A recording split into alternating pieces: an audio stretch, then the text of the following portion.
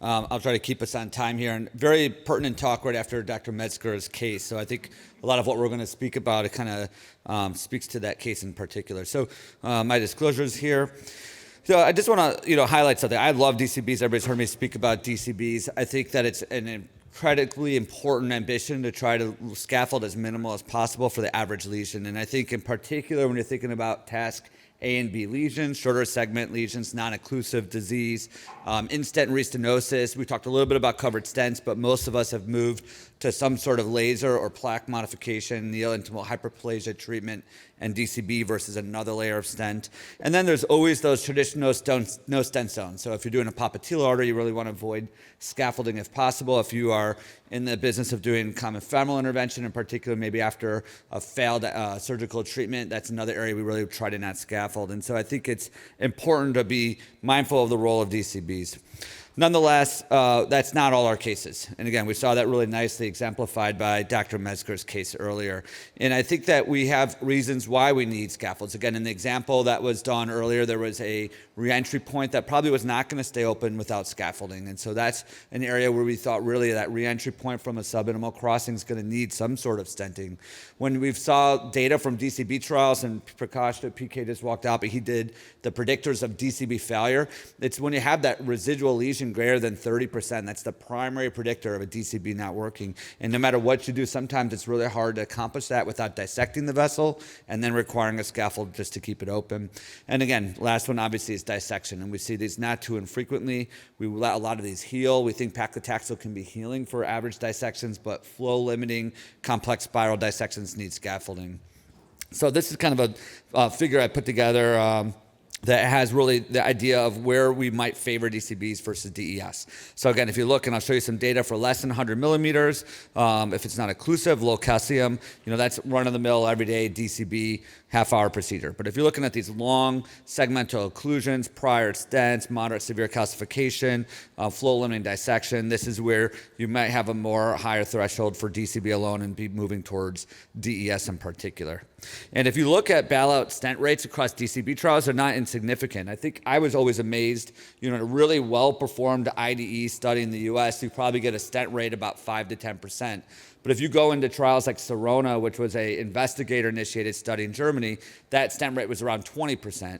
And we saw data now from SwedePad, which is a study out of Sweden. They had a 42% stent rate in FemPop intervention, which really doesn't fit my practice. And you can see here, though, that when you get longer lesions in particular, that bailout stenting rate becomes more significant. So about half of people, when they have a 200 to 300 millimeter lesion, is going to require a stent.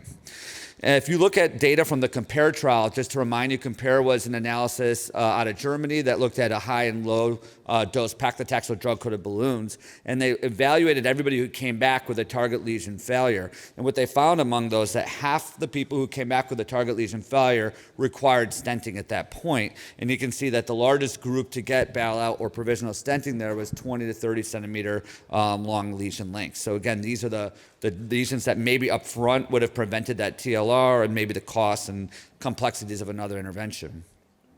This is a little blurry, and I apologize, but this is just the value of drug-eluting stent. This is kind of older data, but meta-analyzed, showing that overall drug-eluting stents are favored over PTA and bare metal stents. And if you look at this figure, this is actually from Kitsanos and a meta-analysis back in the day, you can see, that as you go down the hill, blue here is uncoated balloon, orange is bare metal stent, and then gray is drug-eluting stent, and yellow is drug-coated balloon. For an average lesion at 2 years, you see nice equivalence between drug-eluting stent, drug-coated balloons. We have some guidance from our different societies. This on the left here is the SCI consensus document. This is for drug-eluting stents for definitive treatment, and you can see really class 1 recommendations minus at the common femoral, which is appropriate, and 2B for ISR.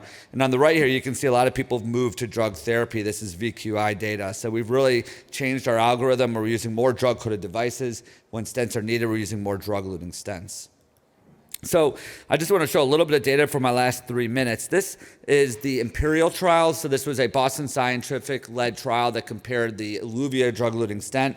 Mind you, Eluvia has a polymer on it versus a Zilver PTX, which is a coated stent without a polymer. The point of the slide is not to show any changes or differences between the two devices, but just to show you what we're averaging at 2 years for drug-eluting stent therapies, right around an 80% freedom from CDTLR or primary patency.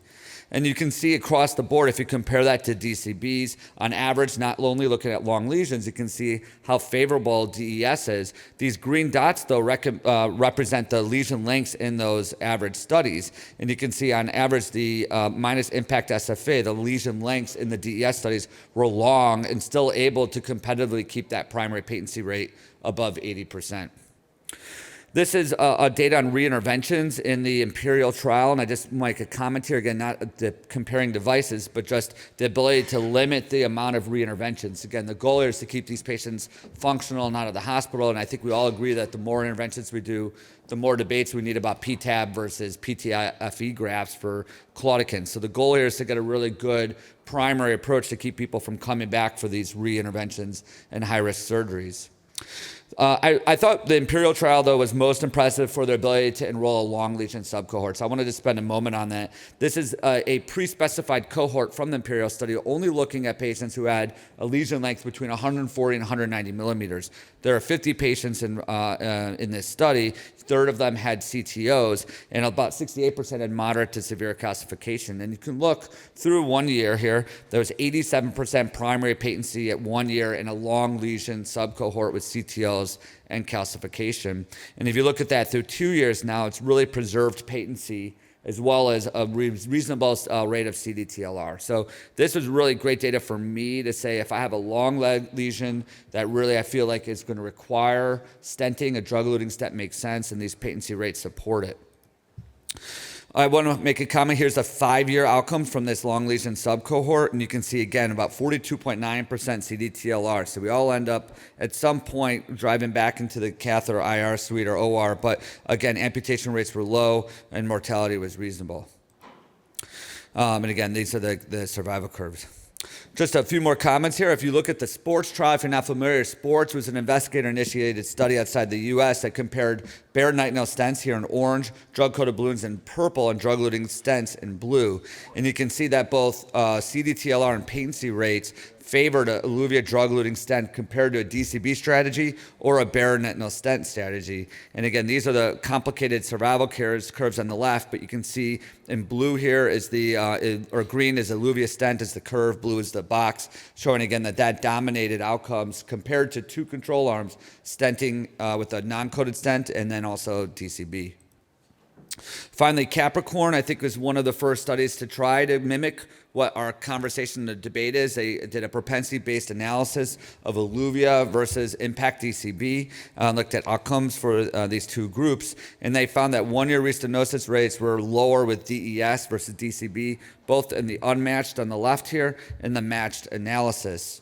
And if you look at the predictors of restenosis, Eluvia favored freedom from reintervention or binary restenosis, even despite longer lesion lengths, CTOs, and calcification. And so again, nice data comparing to DCB, favoring a drug-eluting stent scaffold.